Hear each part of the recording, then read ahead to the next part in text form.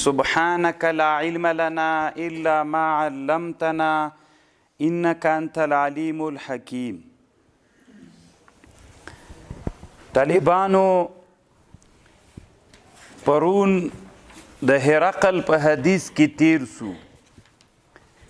چې ابو سفیان رضی الله عنه دی وی چې ما نه هرقل پوښتنې وکړې، نو پوښتنې خو چې خلاصې سولې د هغې په آخر کې علامه ابن الحجر رحمه الله په فتح الباري کې خبر کوي، وی دا کمی پوښتنې چې هرقل وکړلې دا پوښتنې په نبوت کې قاطعي وي، یعنی دا قطعي دلالت دی دغه علامې په پیژندګلوي د نبوت کې دا لس شیان چې کم تیر سول دا یقیني او قطعي ده چې په دغه شیانو به سړی نبي پیژني او په نبوت باندې دغه دلایل قطعي دي. نه، دا دلایل قطعي نه دي، اما په دې باندې دلالت کوي چې د رسول صلی الله علیه وسلم په نبوت باندې، اما قطعي نه دي په دلالت کې، یعنی دا ضرور او لازمه نه ده له دغه علامو سره چې دا په چا کې موجودی سي نو به نبي وي، نو د نبوت دپاره دا قاطعي نه دي. یو بل هرقل ورته وویلې فإن كان ما تقول حقا، که چیرته هغه چې ته یې وایې دا حق وي، چې له ابو سفیان نه یې پوښتنه وکړله وي دا کوم شیان چې ته وایې که دا حق وي، فسیملک موضع قدمی هاتین، دغه نبی به مالک کیږي د جای د پښو دما دغه پښې چې چوکۍ نه لاندې ایښې وې د پښو ته اشاره وکړله وی دما دغه پښو جای به هم دی مالک کیږي، دلته به د دې نبي سلطنت و واکمني راځي. وقد كنت اعلم، زه مخکې له دې پوهېدم چې انه خارج، چې دا نبي راوتونکی ده،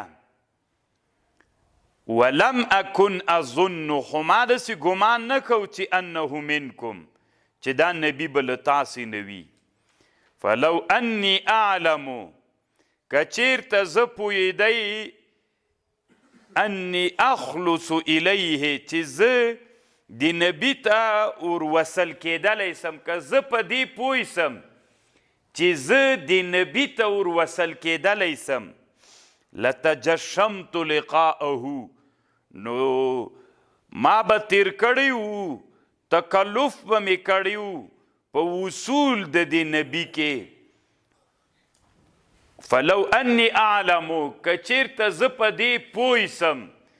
چې زه د نبي ته وصل کېدلی سم، ورتللی سم، لتجشمت لقاءه، نو زه به تکلیف تیر کم په وصل کېدلو کې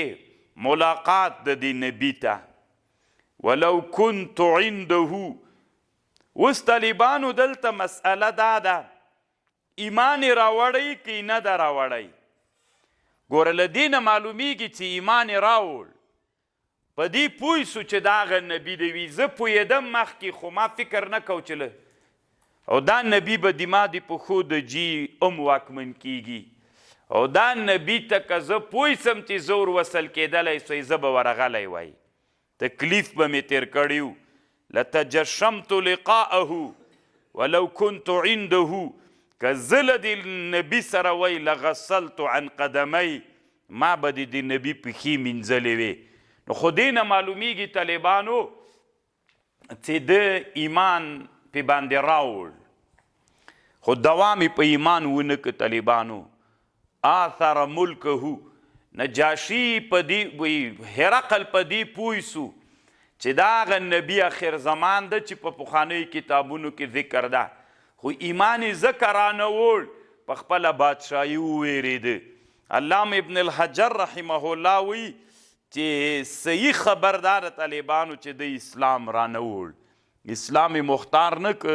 اول کې نبی علیه السلام باندې ایمان راوړ د زړه عقیده موجوده سوله خو دوام و استمرار یې ونه که د دې په خاطر باندې چې ذهاب و بادشاهي د رانه لاړه نسی او لتجشم لغسلت عن قدمي ثم دعا بكتاب رسول الله صلى الله عليه وسلم او بل دا د طالبانو دی ګوره داسې وایي چې د ده بادشاهي به عین تر دغه جې را رسیږي چې د ما پښې دي او بیا طالبانو د ده بادشاهي چې وه په حمص کې وه حمص دا په هغه زمانه کې د روم د امپراتورۍ پایتخت و په شام کې اوس په سوریه کې دلته اسلامي واکمني ده اوس او بل دا ابن الحجر وی ایمان ځکه رانوړ کله چې غزوه د موتتې راغله اتم کال کې 2 کاله تقریبا له دې نه وروسته نبی علیه السلام چې غزوې د موتتې ته لاړه 100,000 کافرانو سره هرقل هلته جنګ ته راغلی 100,000 کافرانو سره جنګ ته راغلی و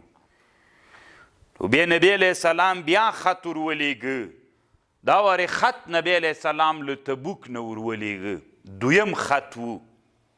او بعضې علما وی کیدی سي ایمان راوړی وي ابن الحجر وی بعضې علما وی کیدی سي ایمان راوړی وي خو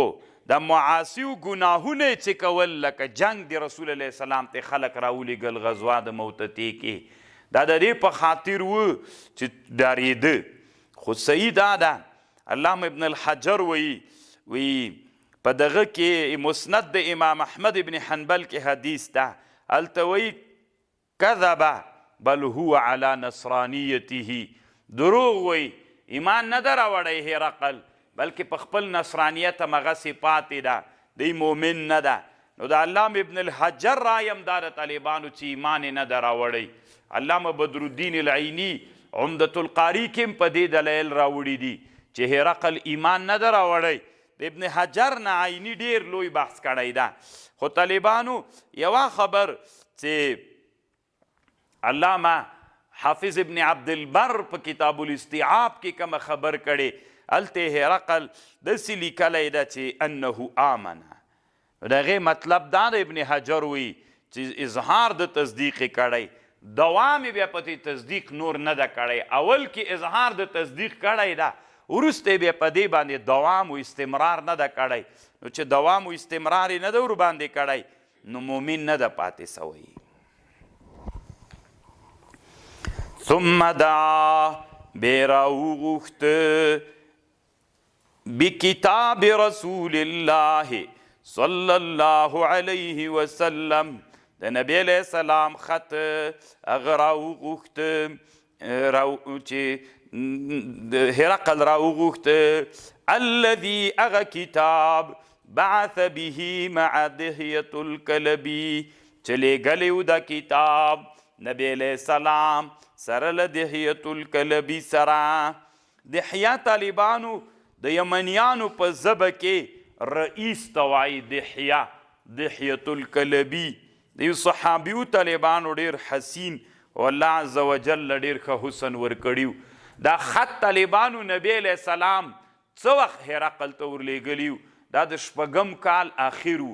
د 6 کال اخر و چې نبی صلی الله علیه وسلم دا خط هغه ته ورولېږه هرقل ته ورولېږه الى عظیم البصرا مشر د بصرا ته ورلیږلی و مشر د بصرا ته ورکړي و طالبانو بصرا په شام کې یو ښار و چې دلته نبی علیه السلام دا خط دحیة الکلبی ته ورکه دحیة الکلبی راوړ عظیم د بصرا ته ورکه چې دا هغه رجل من غسانه هغې ته ورکه نو عظیم د بصرا بیا هرقل ته راوړ د عظیم د بصرا چې و مشر د بصرا په شام کې یو ښار ده یو خو بصره د طالبانو یو بصرا ده بصرا په شام کې ده بصره خو عراق کې ده لا په دې وخت کې بصره نه ده جوړه په دې زمانه کې بصره 13 کال د هجرت کې 18 کالو کا 13 کال د هجرت کې عمر صاحب جوړې کړې عدی ابن غزوان ورته ویلې دغه په واسطه باندې کوفه و بصره دا دواړه اسلامي ښارونه دي یعنې اختطاط و بنیادګذاري په اسلام کې شوې ده لکه قشتیپه غوندې بیا طالبانو دا هغه چې و دا خط چې ورته راوړ هغه نبی علیه السلام د هیت الکلبي ته ورکه د هیت الکلبي بصرا مشر ته راوړ بصرا نه یې هرقل ته راولیږه فدفعه عظیم بصرا الى هرقل ورک عظیم د بصرا هرقل ته ورک فقرأه ویویلې فاذا فیه ناگاهانه په دې خط کې لیکلیو بسم الله الرحمن الرحیم من محمد عبد الله ورسوله نو طالبانو علماوی د خط ادب سنت دا ده چې اول خط چاته لیکي اول بخپل نوم لیکي د مکتوب الیه مکتوب منهو د چاله طرف نه چې خط لیکل کیږي اول به د نوم لیکي اصل سنت طریقه دا ده اگر چې بعض علما د دې عکس کوي نه اول به دې غنوم لیکي بیا به خپل نوم لیکي وما علی الجمهور دا د ابن الحجر وی چې چاته خط لیکي اول به د خپل ځان نه لیکي من محمد عبد الله ورسوله الى هرقل عظیم الروم اول خپل ځانو لیکه الى هرقل عظیم الروم دلته طالبانو کله چې خط ویلل شروع چې کله خط عظیم د بصرا راوړ هرقل ته خط ویلل چې شروع که طالبانو علامه ابن الحجر وی د هغه ورارو د هرقل ورارو داسې سور غوندې سړی و شنې سترګې وې خوی ویښتان یو کله وی خط چې شروع وی د تره ته یې ویلې بس د نور خط مه وایه وی ولې وی تا بېعزتي کړې ده اول خدا د چې نوم یې خپل مخته کړی ده او بل دا ده د تا د نوم سره یې هېڅ الفاظ نه دي لیکلي الی هرقل عظیم الروم داسې الفاظ یې ورته نبی علیه السلام دغه ورته ویلې هرقل نه ودې وایي پروا نه کوي ځکه د ده دا فکر جوړ سوی و چې دا د نبي خط ده احترام هرقل ورته درلود د خط ته اگر چې بعضې نور شارحین وی دا سړی چې وراری نه ورور یو د هرقل سلام علی من اتبع الهدى سلام دی وی علی من په هغه چا چې تابعداري کوي د هدایت دلته طالبانو سلامون نکره راغلی علامه ابن الحجر وی دا سلام ځکه د حدیث ما درته ویلي 14 ځای په بخاري کې حدیث د هرقل راغلی علامه ابن الحجر وی په کتاب الاستئذان کې امام بخاري دا حدیث چې راوړی هلته السلام راغلی ده السلام علی من اتبع الهدى نو بیا طالبانو علما وی چې سلام په کافر باندې ابتداءً کله جایز ده نو ولی رسول علیه السلام په باندې سلام واچو نو هغې نه مراد دا د طالبانو سلام هغه معهود سلام تیر مراد ده السلامو سلامتیا دی وي هغه چا لره چې العذاب د الله نه د سلامتیا وي هغه چا لره چې اسلام راوړي نو دا معهود ده السلامو معهود سلام دی وي له عذاب د الله نه هغه چا لره چې اسلام راوړي سلام علی من اتبع الهدى اما بعد نو طالبانو علماوی چې کافر ته خط لیکې نو کافر ته په خط لیکلو کې به عنوان داسې وي سلام علی من اتبع الهدى یعنې سلام دی په هغه چا وي چې څوک اتباع د هدایت کوي کوي نه کوي بیا نسته د ورباندې نو دا یو سنت د طالبانو چې په دې متأخره زمانه کې دا سنت د مسلمانانو د لاسه وتلی اسلامي امت کې داسې امیر نه پیدا کیږي چې دومره شجاعت پکې وي چې اسلامي امت دغه لویه زمانداري چې دعوت کفارو ته ده او د امیر په سطحه باندې یو خط ورولېږي او ورته وایي چې ایمان راوړه کله چې طالبانو یې تاسې به په یادیږي که نه کله چې صلیبي جنگ په افغانستان کې لړۍ شروع کېدله نو هلته شهید اسامه بن لادن رحمه الله ما اوس هم په یاد دی طالبانو کومه ورځ چې د بي بي سي رادیو نو اسامه د جنگ نه مخکې هغه وخت کې بوش د امریکې بادشاه دعوت ورته وکړ چې من اسامه بن لادن الى بوش دبلی بوش السلام علی من اتبع الهدى دغه یو لوی دعوت چې اسلامي شجاع امیر کولی سي طالبانو مخکې له دینه چې دلته بمبار شروع سي طالبانو دعوت ته ځکه هغوی ټول ترتیب نیولی نو اسلام کې سنت هم دا ده چې ورې به مخکې له مخ نه د اسلام دعوت ورکوي نو داسې زړور امیر چې اسلامي امت دغه لوی سنت یا علما واجب بلی چې کافرانو ته نه سوی ادا کی نو د افغانستان د شل کلن جهاد دپاره د دعوت غږ د اسلام داسې یو زمري چې هغه له خپل وطن نه مهاجر او دا سنت ادا کړي والله دې په متأخرو زمانو کې کی نو اوس مې طالبانو داسې ښه خوندور په یادیږي من اسامه بن لادن الى بوش دبلی بوش السلام علی من اتبع الهدى و دین الحق بیا د اسلام دعوت ورته ورکړي فکر کوم ختم په عربي باندې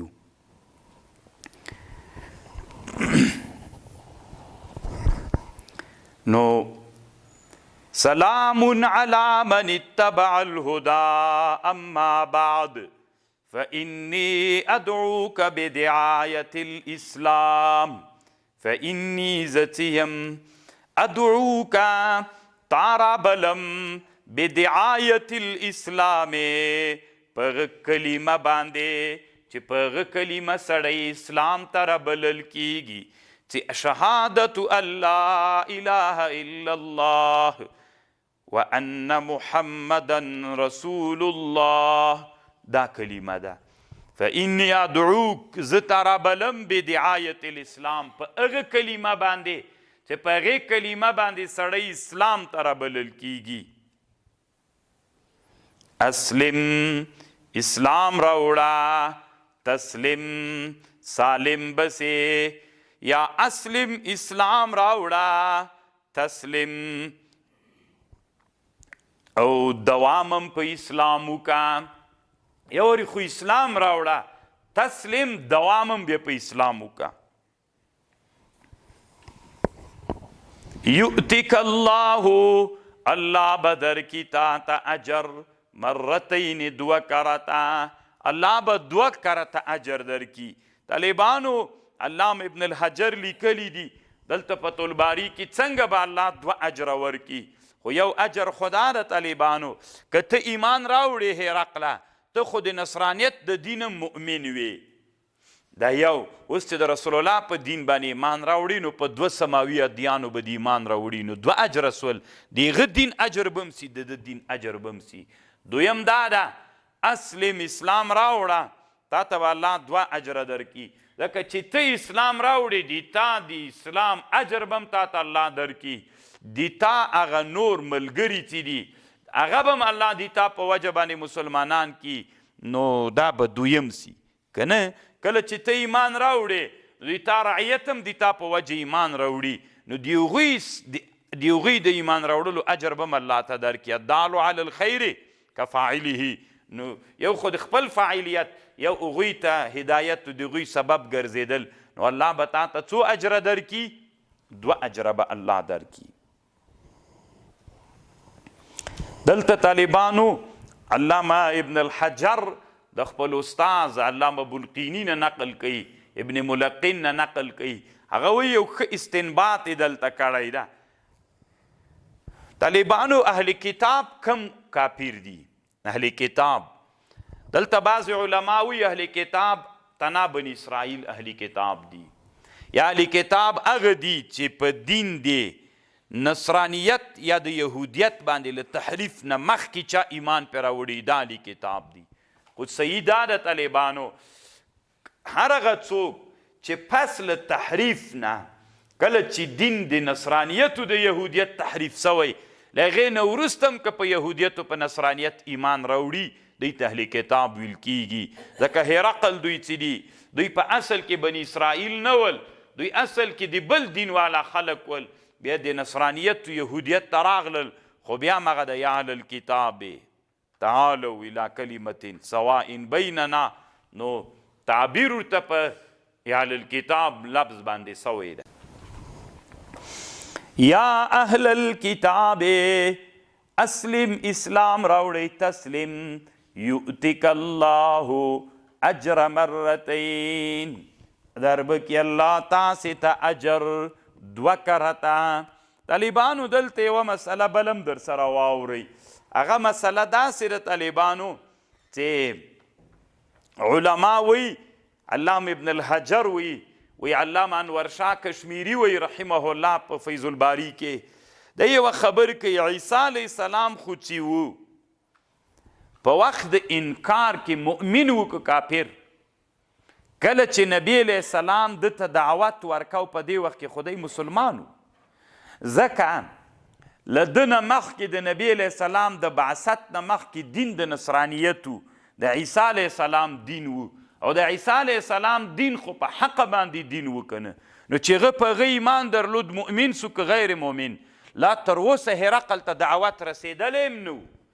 چې نه یې ورته رسېدلی نو د عیسی علیه السلام په دین و تر دې زمانه خو د عیسی علیه السلام دین په حق و، نو دی مؤمن سو. ولې نبی علیه السلام ورته وی اسلم اسلام راوړه. نو طالبانو علماو کتابونو کې یو مسئله لیکلې اسلام د دې امت نوم ده او که نور امتونو ته هم اسلام ویل کېد. اوس د عیسی علیه السلام موسی علیه السلام دین ته اسلام ویل کېد که نه ویل کېد. امام سیوطي صاحب یو کتاب جوړ کړی ده اتمام النعمه فی اختصاص الاسلام بهذا الامه، هغه په دې بحث کړی چې اسلام د دې امت خصوصیت ته نور امتونو ته نه ویل کېده اسلام. خو طالبانو دغه خبر چې ده چې اسلام د دې امت خصوصیت ته که نه ده دې باندې علماو بحث کړی ده. اگر چې په امام سیوطي علماو بعضې ایتونه دلیل راوړي دي ردونه یې پې کړي دي. صحیح خبر دا د طالبانو چې انور شاه کشمیری صاحب کړی طالبانو د اسلام اطلاق په نور امتونو باندې جایز ده، اما لقب د دې امت ده، لقبن د اسلام خاص تر دې امته پورې ده. اوس فاروق هر چاته ویل کېدلی سي که نه سي ویل کلی، خو لقب د چا ده؟ هغه لقب د عمر صاحب ده. صدیق اطلاق له ابوبکر نه په بل چا باندې کېدی سي که نه سي کېدلی رضی الله عنه، خو لقب د ابوبکر صاحب ده. ذی-النورین اطلاق په بل چا کېدلی سي، نو اسلام هم اطلاق په بل چا کېدلی سي، خو لقب د چا ده؟ د اسلام د دین ده. دا خبر دلته انور شاه کشمیری کړی ده رحمه الله، او د علامه انور شاه کشمیری صاحب شاګرد علامه مفتی شفیع صاحب هغه په احکام القرآن کې په دې ډېر ښه بحث کړی د اسلام اطلاق غیر د اسلام له دین نه په نور ادیانو هم کیږي، اما لقب د دې امت ده. لکه د فاروق اطلاق په نورو کیږي، اما لقب د صرف د عمر رضی الله عنه ده. دا یوه خبر شوله طالبانو چې علامه انور شاه کشمیری رحمه الله ذکر کړی ده.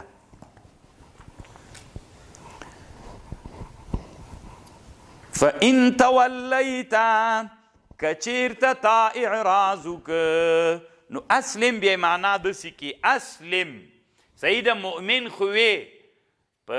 دین د نصرانیت دی ایمان درلود، اسلم اوس د اسلام په دین کې هم راننوځه،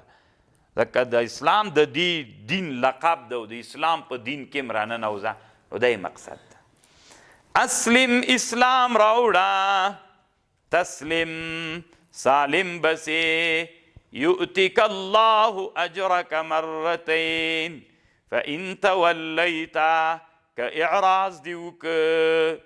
فإن تولیت که اعراض دی وکړه فإن علیک اثم الارسین په تا باندې بیا ګناه ده د ارسین. دا طالبانو دوه معناوې لري. یوه معنا یې دا ده چې د دهقانانو ګناه بیا په تا ده، ځکه که دهقانانو ایمان را نه وړ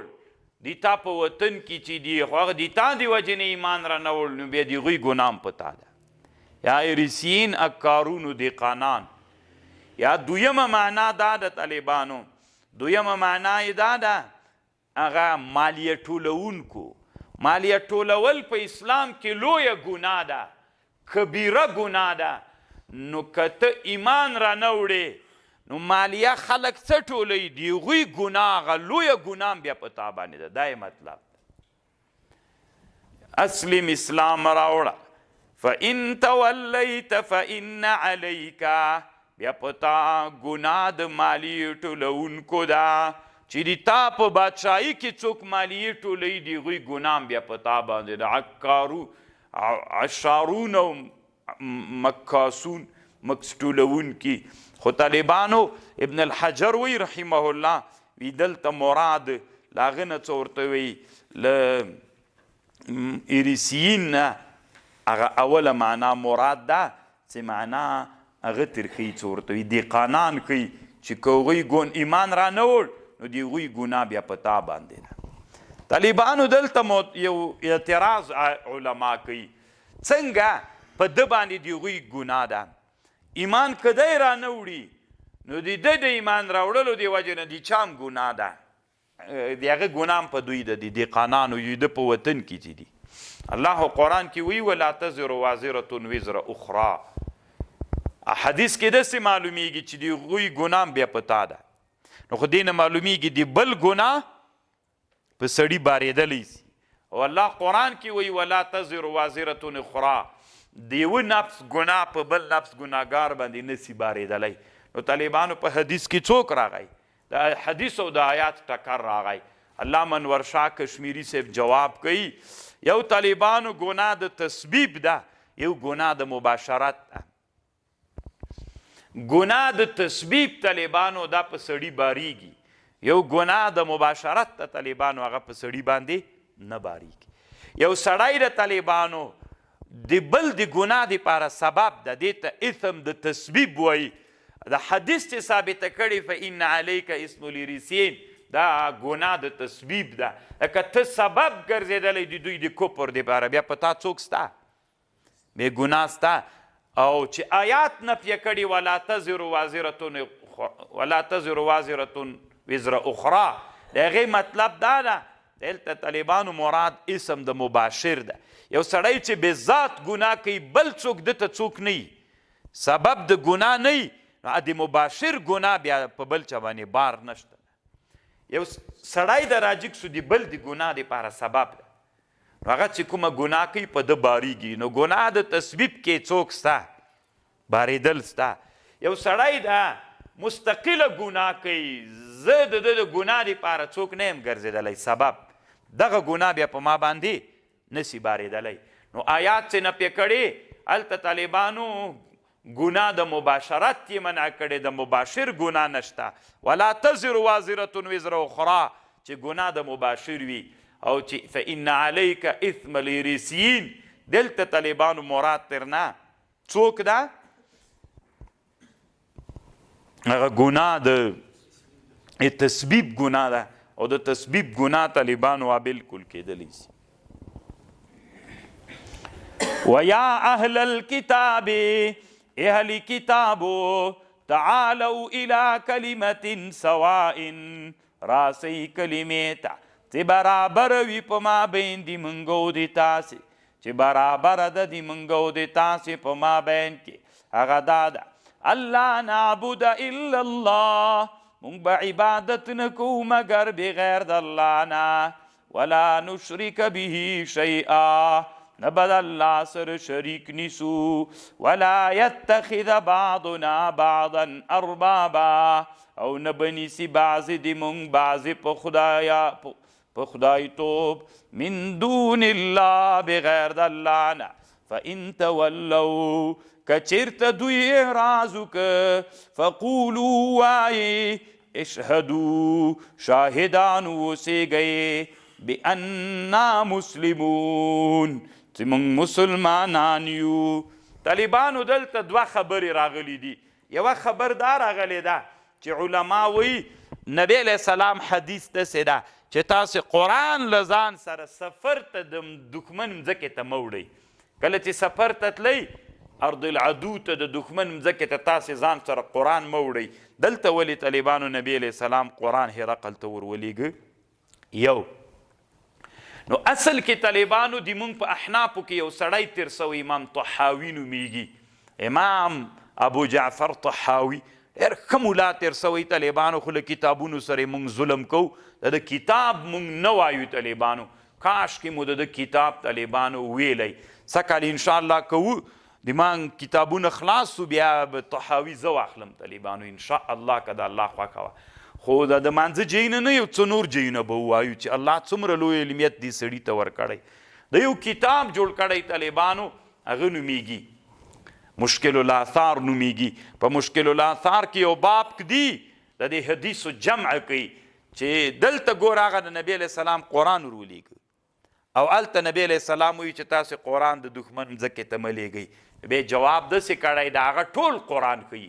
ټول قرآن له ځان سره د دښمن مځکې ته مه وړئ بېعزتي کوي. او که لږ قرآن ویوړل سي لکه نبی علیه السلام چې ورلېږلی دا بیا پروا نه کوي. دا جواب اصل کې امام طحاوي په مشکل الاثار کې کړی. د مشکل الاثار کتاب طالبانو پایده ده باید دار مولا سره دا کتاب وي. پایده یې دا ده د دې کتاب چې څومره حدیثو کې تعارض راغلی د هغه تعارض د حدیثینو جمع کړې ده. 4 جلدونو کې کتاب د مشکل الاثار له امام ابي جعفر الطحاوي. ابن حجر هم طالبانو ترنه نقل کړی او ټولو شارحینو اصل خبر ده کړی. او بل دا د طالبانو چې د دې مسلې نه بله مسله دا را معلومه سوله چې جنوب تم قرآن ویلل جایز ده. علما وایي چې جنوب ته خو اصل کې قرآن ویلل ناروا ده که نه ناجایز ده. علما وایي که ضرورت د ابلاغ و د انذار پیدا سو بیا جنوب ته د قرآن ویلل جواز لري. اوس هرقل چې و دی خو جنوب و لکه کافر جنوب وي. نو چې جنوب سو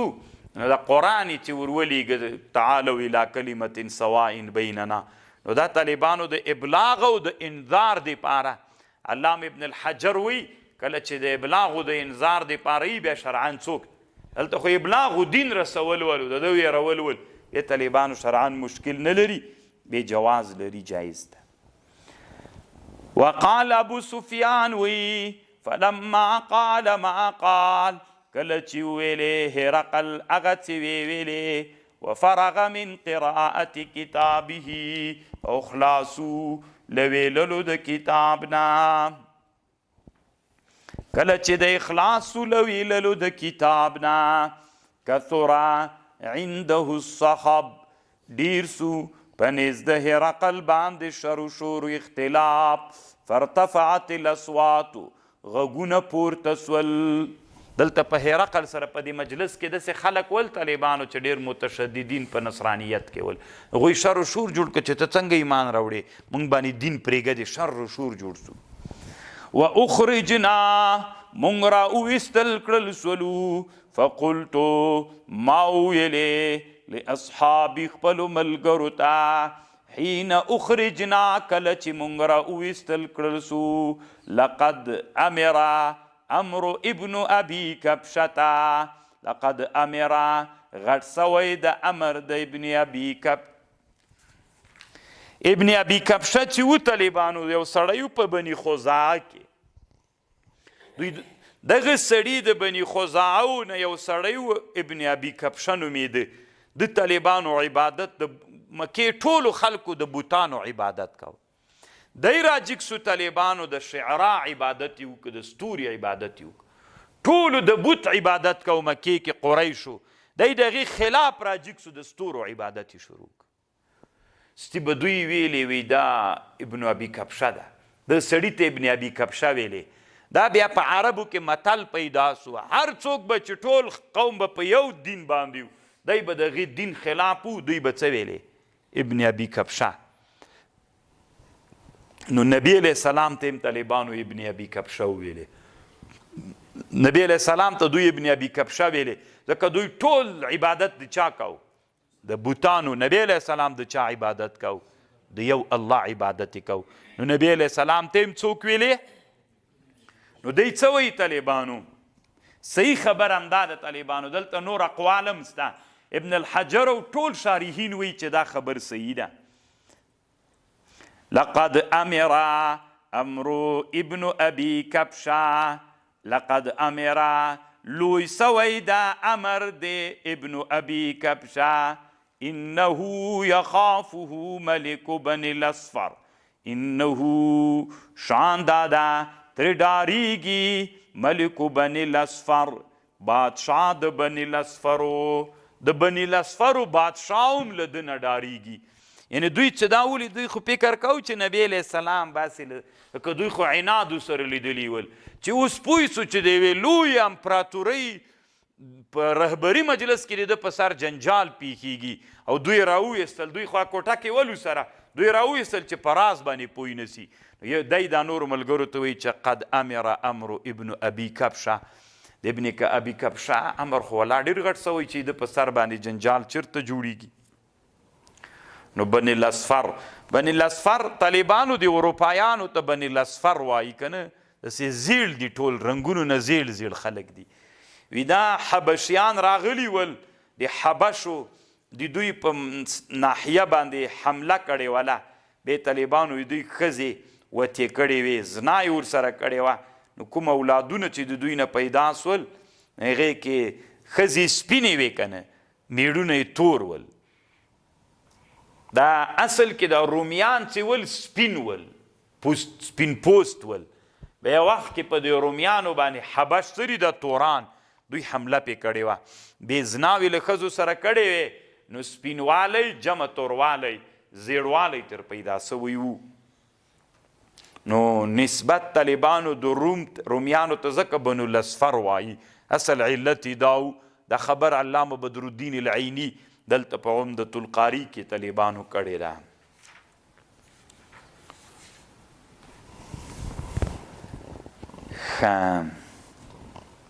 فارتفعت الاصوات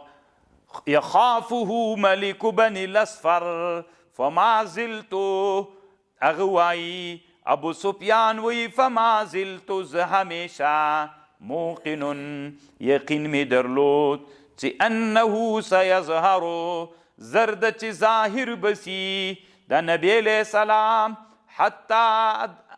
ادخل الله علی الاسلام، تر دې چې الله داخل که په ما باندې هم اسلام. ابو سفیان وی داسې ورځ بیا راغله چې الله زه مسلمان کړم، خو له دې جنې مې ذاتي فکر درلوده چې دا دین یو حق دین ده، که حق دین نه وای نو ولې دوی ترېنه ډارېږي او دوی سماوي دین والا دي، نو دوی ته ښه معلومات کیږي. طالبانو علامه بدرالدین العیني وی د هرقل د هر وطن ځان ته بادشاه وي، که نه اسلامي ټولنه کې بادشاه ته څه وي؟ امیر المؤمنین ورته وایي اسلامي ټولنه کې. او دیموکراسۍ کې څه ورته وایي بادشاه ته؟ رئیس الجمهور ورته وایي. او په شاهي خاندانونو کې څه ورته وایي؟ ولی عهد، یا ولی عهد ورته وایي یا بادشاه ورته وایي. ولی عهد خو رښتیا بل هغه ته وایي، او هر څوک فرق لري نوم که نه. نو طالبانو په پخوانیو حکومتونو کې علامه بدرالدین وایي رومیانو به خپل بادشاه ته هغه ویلې هرقل ویلې. ایرانیانو د کسرا د یو سړي نوم نه ده طالبانو، کسرا به د بادشاه لقب و. د ایران په امپراتورۍ کې به بادشاه ته به کسرا ویلې، لکه موږ اوس امیرالمؤمنین ورته وایو، هغوی به کسرا ورته ویلې، حبشیانو به نجاشي ورته ویلې، قبطیانو به فرعون ورته ویلې. د قبطیانو بادشاهي به چې په مصر کې وه، خپلې بادشاه ته به یې فرعون ویلې. دا فرعون طالبانو اصل کې وصف ده، اگر چې دا یو فرعون چې ده د موسی فرعون ده باندې بیخي دا وصف علم ګرځېدلی د دې پاره، کنی اصل کې دا اوصاف دي طالبانو. او همداسې طالبانو په مصریانو کې بیا عادت دا او عزیز به ورته ویلې. مصر کې به بادشاه ته به عزیز ویلې. هند په هغه کې به بنو حمیریانو کې د یمن هلته به هغوی ته بادشاه ته تبع ویلې. د بادشاه نوم تبع و. او د هر چا عیني بیخي ډېر اوږد بحث کړی طالبانو. سالار به ورته ویلي او فلان به ورته ویلي او فلان به ورته ویلي. د هر چا خپل عادت و. او د هغه چې و د هرقل د اصل نوم طالبانو قیصر و. قیصر به ځکه ورته ویلي طالبانو چې دی د مور نه په عملیات جراحي پیدا سوی و. کله چې د مور په نس کې و قیصري عملیات دی ته وي، یعنې د مور له رحم نه نه و هغه نه نه و راوتلی هغه کومه لاره چې د راوتلو ده بلکې عملیات یې کړي. نو علما دا خبر کوي. وکان ابن ناطور و ابن ناطور صاحب الیا و هرقل و ابن ناطور صاحب الیا و هرقل. طالبانو اصول فقه کې یو مشهوره مسئله ده. شافعیان وی جمع بین الحقیقت والمجاز هغه جایز ده. جمع بین الحقیقت والمجاز دا جایز ده طالبانو، دا جای ده. تطبیق دا جای ده طالبانو. ګورئ وکان ابن ناطور چې و دا صاحب څه ده طالبانو؟ صاحب هم په حقیقي معنا راخیستل سوی، هم په چا باندې راخیستل سوی؟ هم په مجازي معنا باندې. ګوره صاحب الیا امیر د الیاو د ابن ناطور څوک طالبانو؟ د الیاو د بیت المقدس امیرو و هرقل او ملګری و د هرقل. نو صاحب په دوه معنا راواخیستل سو. الیا ته نسبت امیر، هرقل ته نسبت مصاحب و ملګری. نو طالبانو د ملګری په معنا یې چې راواخلي حقیقت سو، د امیر په معنا یې چې راواخلي مجاز سو. نو شافعیان وی جمع بین الحقیقت والمجاز جایزه ده. دغه د شافعیان وی. ابن الحجر دلته سخت خوشحاله د طالبانو وی جمع بین الحقیقت والمجاز دلته راغلی ده. خبر پوه شو؟ احناف وی طالبانو عموم د مجاز جایز ده، اما جمع بین الحقیقت والمجاز جایز نه ده. علامه عینی عمدة القاری کې جواب کوي طالبانو وینا دلته عبارت په حذف د مضاف صاحب الیا و صاحب هرقل داسې جواب چا کړی ده؟ علامه انور شاه کشمیری صاحب دوه جواب کړي طالبانو، دواړه ښه جوابونه دي. دی وایي وی دلته دا جمع بین الحقیقت والمجاز نه ده طالبانو، بلکې دا صاحب څه ده؟ دا که تعلق ورکې تر الیا پورې یوه معنا ورکوي، که تعلق ورکې تر هرقل پورې بله معنا ورکوي. دا د صاحب معنا په اعتبار د متعلق سره دلته راغلی ده. دا صاحب چې تعلق نیولی تر الیا پورې په معنا د امیر سو، چې تعلق بیا تر چا پورې نیولی ده، نو دا په یو آن کې نه ده طالبانو. بیل بیل یو وری صاحب تعلق تر الیا نیولی کومه معنا یې ورکړې؟ د امیر. بیا تعلق تر چا نیولی؟ تر هرقل یې نیولی. بیا معنا د چا ورکوي؟ بیا معنا د ملګري ورکوي. نو دی وی انور شاه کشمیری صاحب چې دلته جمع بین الحقیقت والمجاز نه ده، بلکې دا صاحب چې ده دا په اعتبار د متعلق سره د معنا بدلیږي. یو وری تر یو تعلق نیولی بیا تر بل په آن واحده کې نه ده طالبانو. یو وری تر یو تعلق نیولی په یو آن کې، بیا تر بل تعلق نیولی په بل آن کې. نو دا جمع بین الحقیقت والمجاز نه سوه. دلته چې معنا بدله سوی په اعتبار د متعلق سره بدله سوی. دا د انور شاه کشمیری صاحب یو جواب. بل جواب انور شاه کشمیری صاحب دا کړی طالبانو، علامه انور شاه کشمیری رحمه الله وی دویم جواب وی دا ده چې اصل کې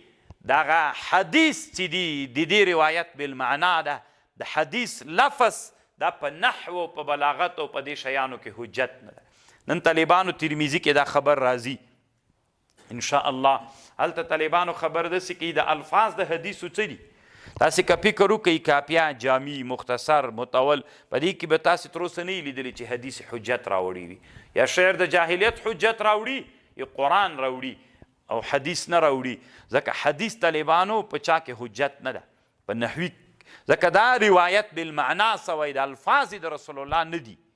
الفاظ عین دغه حدیثو کې چې ذکر دي دا د رسول الله الفاظ نه دي نو چې الفاظ نه سول دا روایت بالمعنا ده نو چې روایت بالمعنا سو نو حدیث لفظ چې دا حجت په نحو کې نه ده نو چې نه سو دا تاسې په موږ باندې اعتراض نه صحیح کولی چې هغه د جمع بین الحقیقت والمجاز راغلی ده دا دویم جواب علامه انور شاه کشمیري ورکړی زه فکر کوم تاسې به پوه شوي یئ وكان ابن ناطور صاحب إليا وهرقل سقفا د اسقف مقرر سویو على نصارى شام په نصرانیانو د شام باندې یعنی چې کوم د شام نصرانیان ول طالبانو نو دا ابن ناطور چې دا په هغو باندې څوک مقرر سوی و اسقف طالبانو د دوی عالم شام ته ولې شام وی علامه بدرالدین العینی وی شام طالبانو اصل کې خال ته وی خال څه په بدن کې طالبانو خال ده کنه یا دلته د انسان په دې بدن کې هر چیرته خال وي د خال ته طالبانو شام وی نو شام ته ځکه شام وی د شام هر کلی طالبانو داسې شین غوندې ده لرې او له پاسه داسې ښکاري لکه د غمځکې دپاره خال اصل کې شام ته شامات وی جمع لا ورته وی شامات ځکه ورته وی کلي ډیر دي پکې ګڼ پراته دي له لرې نه سې خاپي خاپي غوندې ښکارېږي لکه خالونه غوندې نو شام ته ځکه شام وی یا بعضې علما وی چې د مکې مکرمې کیڼ طرف یعنی چپ طرف ته پروت ده یا په دې اعتبار باندې شام ته شام ویل کیږي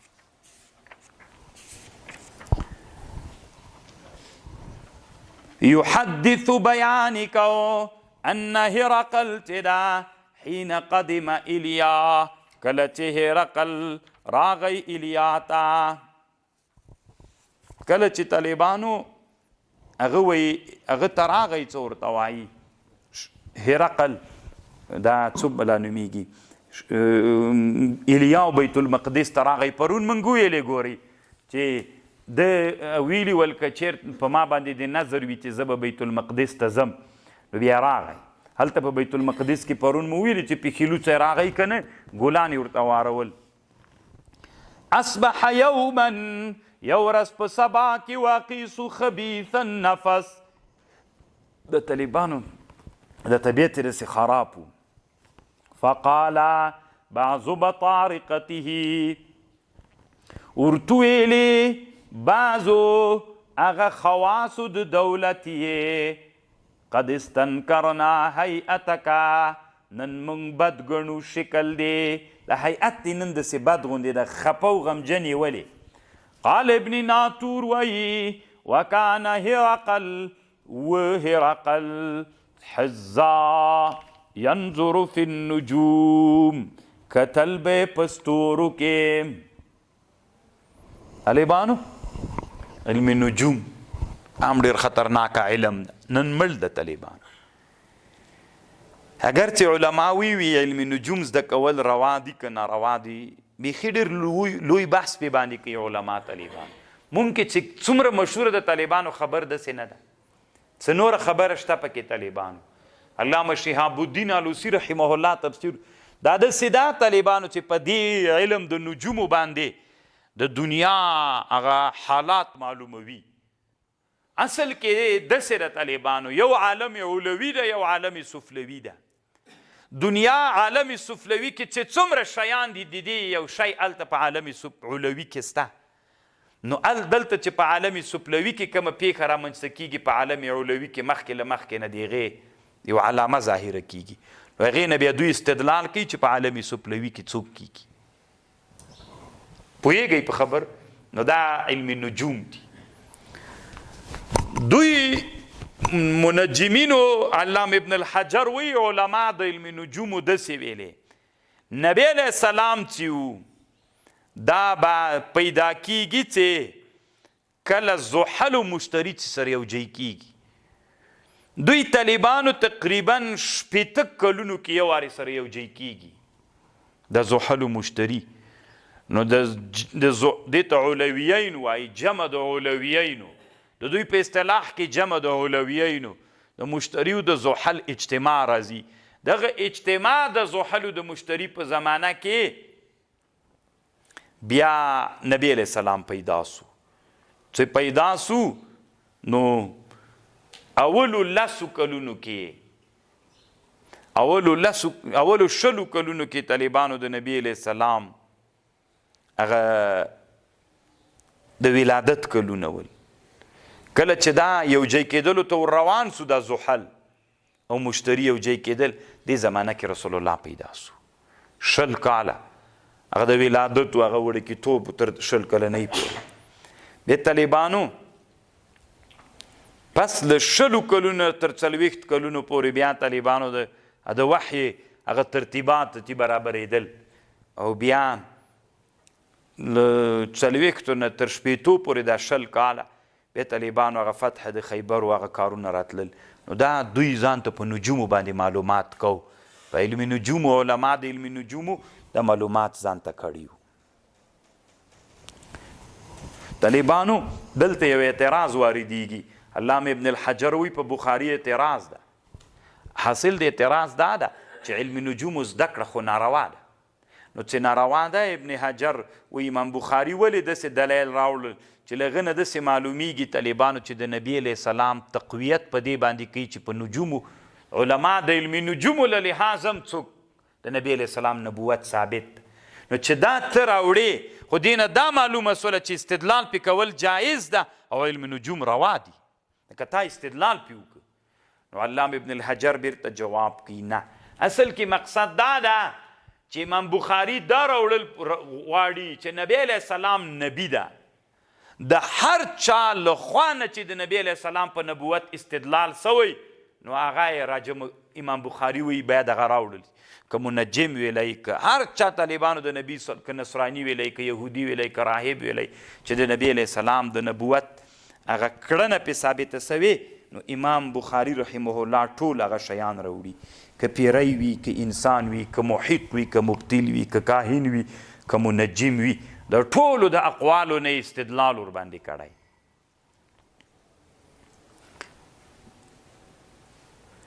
نو دی څه ورته ویلې طالبانو کانه هرقل چې حظا ینظر کتل به په ستورو کې فقال لهم ورته ویلې حین سألوه انی رأیت اللیلة ما ولد نن شپه حین نظرت فی النجوم کله چې ما وکتل په ستورو کې څه شی مې ولید ملک الخطان قد ظهر چې بادشاهي دغه خلکو چې ځانونه سنتوي غالبېدونکی ده فمن یختتن من هذه الامه په دغه عصر کې ځانونه څوک سنتوي یعنې نجومونه طالبانو د علم نجوم موږ تاسې بیخي زده نه ده پته نه راته لګېږي بس مخکې له وخت کې هغه کوو ته ورته ګوره څه ورته وایي وایي ما ته په علم نجومو کې دا را معلومه سوله چې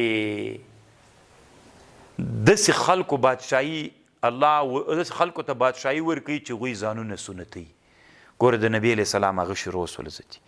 د همدغه ورځې وې طالبانو چې د دا خوب په نجومو کې لیدنه کړې وه دا هغه وخت چې دلته فتح د خیبر راغلی لوی ښار چې مسلمانانو یوه لویه مځکه چې فتح کړې طالبانو هغه د خیبر مځکه وه که نه الله عز وجل هغه راوسته نو ما درته وویل طالبانو په علوي عالم کې نښې دي هغه نښې هلته علامه را ظاهره کېږي کته په عالم سفلوي کې تر استدلال کوي خو ځان ته علم د علما پې باندې بحث کوي علم تر دې نه دنیا کې ډېر ده څنګه چې موږ لالوګان فکر کوو او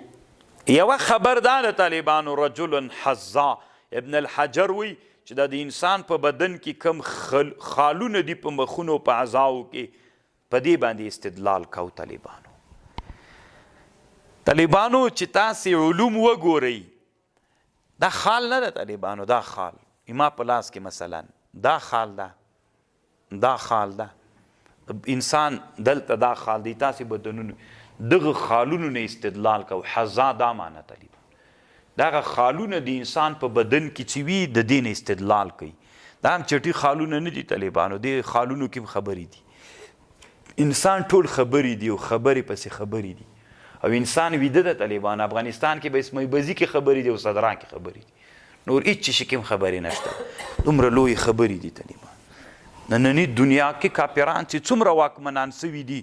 خبرې کوي طالبانو، دا ټول د دې شیانو نه استدلال کوي.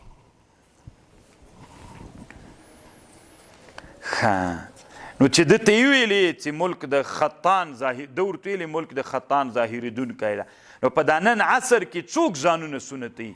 قالو دوی ورته ویلې لیس یختتنو، نسته یو څوک چې ځان سنت کی مگر یهود. فلا یهمنک شأنهم، نه دی غمجن کوي د دوی شانتا. واکتب فی المدائن، خط ولیکه بازارونو ته، دی بازارونو د بادشاهي ته دي. فیقتلون من فیهم من الیهود، مړه به کې هغه څوک چې په دې ښارونو کې یهودیان دي. فبینما هم، ناګهانو دوی ول علی امرهم، دوی په دغه مشوره کې ول طالبانو چې څنګه وکړي یهود مړه کړي که یې مړه نه کړي. اوتي هرقل، دوی په دې مشوره کې ول طالبانو چې خبر ورته راغی. اوتي هرقل برجل، راوستل سو هرقل ته یو سړی چې رالیږلی و ملک غسان، بادشاه د غسان. یو اصل کې خو طالبانو رسول علیه السلام خط چا ته رالیږلی و؟ عظیم د بصرا ته. دغه د عظیم د بصرا دا ملک غسان دغه سړی و. ده ته چې کوم سړی راغلی و دحیة الکلبي، دا دحیة الکلبي دلته هرقل ته راولیږه. دی چې راولیږه، یا طالبانو یو بل سړی و عدي ابن حاتم نومې، د وخت کې د ایمان نه و راوړی. دا عظیم د هغه ته دحیة الکلبي خط ورکړ. د دحیة الکلبي خط چې عظیم د بصرا ملک د غسان ته ورکړ. ملک د غسان دا خط راواخیست او عدي ابن حاتم ته یې ورکړ. چې دلته راوړ، یخبرو، ارسل به ملك غسان يخبر عن خبر رسول صلی الله، فلما استخبره خبر قال اذهبوا، لاړ سئ فانظروا، وګورئ دغه سړی چې سنت سوی که نه. دا سړی راګیر که پرتوګې پې وویست چې وی که ته طالبانو سنت سوی ده. حدثو ان مختت، بېله کالي بیرته ورکوي چې وای غوندي. وسأله عن العرب، بې پوښتنه وکړه چې عرب هم ځانونه سنتوي. قال هم يختنون. قال هرقل هذه ملك هذه الأمة قد ظهر، دا بادشاهي د همدغه امت قد ظهر. ثم كتب هرقل إلى صاحب له بالرومية. طالبانو علم دومره ښه شی ده، تقلیدي علم کې سړي ته کله شکونه پیدا کیږي، خو کله چې سړي ته زړه کې دا سوال پیدا سي چې د نبي صلی الله علیه وسلم دا دین به حق وي که به نه حق. حق ځکه د طالبانو چې د علم نجوم علماو هم د نبي علیه السلام په نبوت قول کړی ده. علم سړی یقین ته رسوي. د علم دی وجه نه چې د چا په نبوت قولو کې هغه زوال نه قبلوي. ثم كتب هرقل، بیا ولیکه هرقل الى صاحب له بالرومیة، د یو ملګری په رومیه کې، په روم کې. وکانا نظیره فی العلم، هغه په مثل د هرق په علم کې. وصار هرقل الى الحمص، دلته طالبانو هرقل له چا نه روان سو؟ له بیت المقدس نه روان سو. ګوره بیت المقدس کې چې دی یو خط روم ته ولیږه، یا یې همدغه ختم ورکړه. دا د رسول علیه السلام خط. هلته یې ورته ویلې چې داسې د نبي اخر زمان خبرې را ظاهرې سوي، داسې خبرې ورته ولیکلې. نو دا خط روم ته روان سو چې ایټالیا اوس ورته وایي. دلته روان سو طالبانو، او دی حمص ته روان سو د بیت المقدس. وصار هرقل الى الحمص فلم يرمى، ډېر وخت فلم يرم یا فلم يرم، ډېر وخت نه وتلی حمص ته. حتی اتاه کتاب من صاحبه، راغی دته خط له خپل ملګري نه چې په رومیه کې و. یوافق رأی هرقل على خروج النبي صلى الله عليه وسلم وأنه نبي. دلته طالبانو دغه له طرف نه خط ورته راغی د هرقل ګوره هرقل یو بل په روم کې یو خاص ملګری درلوده د هغه له طرف نه خط ورته راغی چې کله خط ورته راغی طالبانو هغه خط کې لیکلي ول چې د خط ده خو هغه ته خط ور ولیږه دی له بیت المقدس نه را روان سو حمص ته حمص سوریه کې ښار دی چې را روان سو نو د هغه خط بیرته ورته راغی هغه ورته ویل چې دا بلکل همغه نبي ده طالبانو اگر چې ابن حجر دوه روایت ذکر کړي د ابن حجر په روایت کې اختلاف ده عیني طالبانو سمه خبر کړي ده دغاطر دا دغاطر چې و دا رومی دا د ملګری چې و د هرقل چې په علم کې هم له ده سره یو شی و ده ته چې خط ور ولیږه د دغاطر ته دحیة الکلبي ور ولیږه ځکه دا خط طالبانو عظیم د بصرا ته راغی عظیم د بصرا دحیة الکلبي دلته راولیږه د دحیة الکلبي ته ویلي وي روم کې چې د ما ملګری دی هغه ته ورسه د دوی لوی پاپ چې و هغه ته یې خط ورول چې خط یې ورول نو هغه چې وکته ورته ویلې بلکل دا نبي ده په حق نبي ده بیا طالبانو د نصرانیت کالي وغورځول خپلو ملګرو ته راغی ورته ویلې ما ایمان راوړی چې ورته ویلې ما ایمان راوړی نو هغوی پرې راجګ سو شهید یې که چې شهید یې که دحیة الکلبي بیرته راغی عظیم د هغه ته راغی هرقل ته هرقل ورته ویلې ګوره د هغه خبره له ما نه ډېره منل کېدله او له ما نه ښه عالم و خلک هم ډېر ورته تابع ول خو چې هغه یې مړ که نو ما خود مړ کوي نو د ایمان په دغه خاطر باندې اظهار د ایمان هرقل ونه که نو هغه د روم کې چې کوم دغاطر و نو هغه دوی مړ شهید یې که هغه ایمان راوړ فأذن هرقل اعلان که هرقل لعظماء الروم ټولو مشرانو د روم ته فی دستکرت دستکره هغه قصر ته ویل کېږي چې چارپیر تیر کوټې منځ سالون غوندي بحمص په حمص کې د ده پایتخت دلته سالون ته بوتلل ثم امر بابوابها فغلقت دروازې بندې کړلې طالبانو امر یو چې دروازې بندې کړي که اوس ډېر هوښیار ده دی ثم طلع پاس نه پرې راوخوت داسې جي کې راوخوت طالبانو چې چا لاس نه ورسېده فقال يا معشر الروم هل لكم في الفلاح والرشد رغبت لرئ په کامیابي و هدایت کې کنا وان يثبت ملککم او په دې کې رغبت لرئ کنا چې الله مو ثابت کی بادشاهي فتبایعوا نو بیعت کوئ له دې نبي سره که هدایت غواړئ او چې بادشاهي مو دوام پیدا کی له دې نبي آخر زمان سره بیعت کوئ فحاصو دوی نفرت وکړه لکه نفرت د وحشي خرونو یو دمې دروازو ته منډې کړلې فوجدوها پیدا یې کړې دروازې بندې وې د ډېره هوښیاري کړې وه طالبان که دروازې خلاص وې تېر وتل چې وتلي وی طالبانو د ده پسې شر چیغه راوتله نو ده امتحانول چې ته ودرې څنګه دي فلما رأى هرقل نفرتهم ایسا نا امید سو دی دوی له ایمان نه قال ویلې ردوهم علیا په ما یې بیرته را رد کوي وقال ویلې انی قلت ما ویلې مقالتي خبره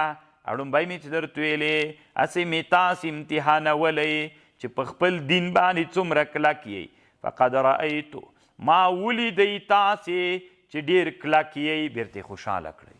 فسجدوا له د ته انحناء وکړه او ترې راضي سو فکان ذلک آخر شأن هرقل